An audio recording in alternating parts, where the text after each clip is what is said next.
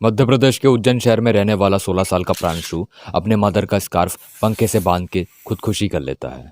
But why? किसी लड़की के चक्कर में या फिर exam pressure? He committed suicide because of Instagram comment section. क्योंकि वो अपने रील्स पे लड़कियों की तरह मेकअप करता था, उनकी तरह कपड़े पहनता था और उसके जेस्चर्स भी फेमिनिन थे for some obvious reason. That's why his comment section was filled with homophobic comments. Pranshu in unnecessary hate को सह नहीं पाया and he decided to end his life. या फिर इनसे मिलो, she is Megha Ghimire. Few years ago she met with an accident जिसके वजह से उन्होंने अपने दोनों हाथ खो दिए। बट इसके बावजूद भी she can be seen smiling on her reels rather than being depressed about her situation. वो अपनी लाइफ को नॉर्मल इंसान की तरह जीने की कोशिश कर रही है। She is an inspiration for other people also who are insecure about their physical appearances. जहाँ पे she deserves praise for her courage and braveness, वहाँ पे उनके रील्स पे ऐसे कमेंट आते हैं। या फिर ये वीडियो देखो जहाँ पे 15-16 साल की लड़कियाँ डांस कर रही है और उनके रील पे कमेंट आता है रंडी। People are slut shaming them just because they are making Instagram reels. So what happened to internet all of a sudden? क्यों लोग इतने इनह्यूमन बिहेव कर रहे हैं? क्यों आज डार्क ह्यूमर इतना मेन स्ट्रीम है? So today I am gonna talking about the rise of dark humour in India.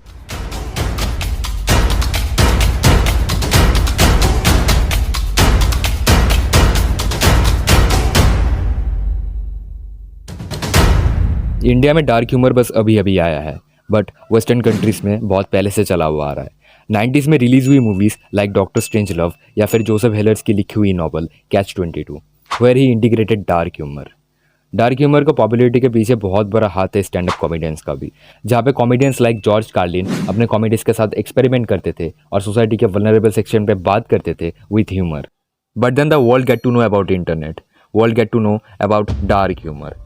Because of meme culture and platforms like Reddit and Twitter, dark humor gained more popularity among the world. India भी कहाँ पीछे रहने वाला था इसमें।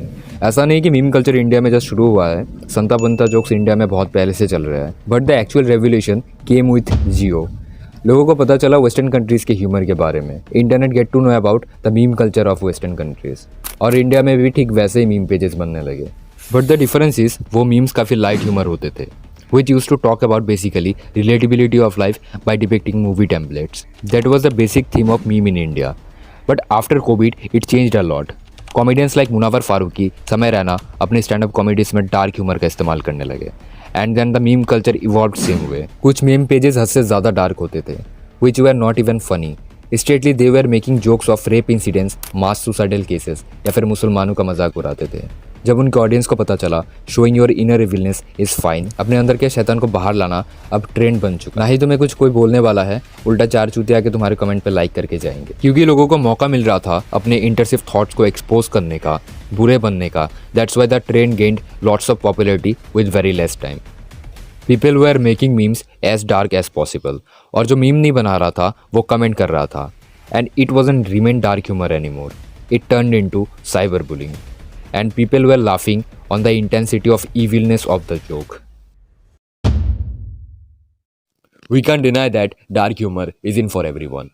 That's why जो लोग ऐसे कंटेंट कंज्यूम करते हैं उन्हें सेंस ऑफ एंटाइटलमेंट फील होता है that they are a part of a cult. Because ये ज़्यादातर वही लोग होते हैं जो लोग सोशल हायरार्की में काफ़ी नीचे स्टैंड करते हैं, जिनकी रियल लाइफ में कोई इज्जत नहीं होती। They are more like non existent for others since they don't have any such qualities which can be noticed by others और फील वर्दी अबाउट देमसेल्फ। ऐसे लोगों के लिए बेस्ट कॉपिंग मैकेनिज्म होता है watching such content which is ahead of its time. ऐसे लोग खुद को तसल्ली देते हैं बाय सेइंग उसके रियल फ्रेंड्स क्रिंज है और वो एक लौता इंटेलेक्चुअल है because he has understanding of layered metaphorical jokes. Bro listen to me very carefully, वो क्रिंज होके भी खुश है और तू इतना इंटेलेक्चुअल होके भी इतना शिटी फील करता है। इन रियलिटी क्रिंज वो नहीं तू है। तू ही है वो जो क्लासरूम के किसी कोने में बैठ के अपने दोस्तों को एंजॉय करता हुआ देखता है और खुद के अकेलेपन को और बैड सोशल स्किल्स को ये कह के जस्टिफाई करता है that they can't match the level of your humour.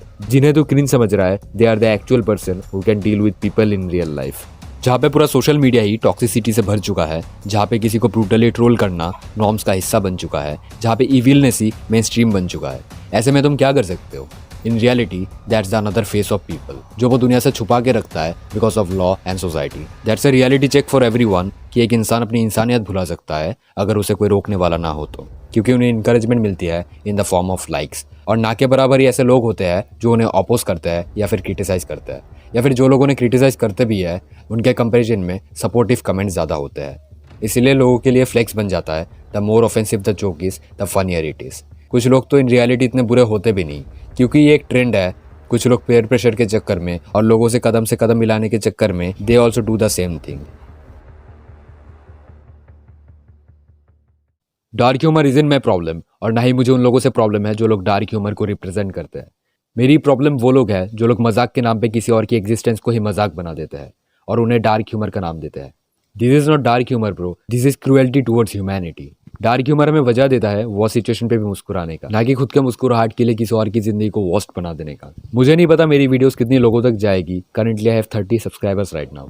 अगर उनमें से 10 लोग भी मेरे वीडियोस देखते हैं एंड लोगों को बताता है difference between harmful mockery and dark humour, या फिर कोई अगर सोशल मीडिया पे किसी को वगैरह बात के ह्यूमिलेट कर रहा होता है और वो उनको जाके क्रिटिसाइज करता है और वो उन्हें करेक्ट करता है, then you have my respect bro, कि तुम सोसाइटी में चेंजेस लाने में मदद कर रहे हो।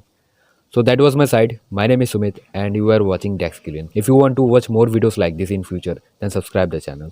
And अगर तुम्हें जानना है कि why self improvement isn't working for you, then watch this video.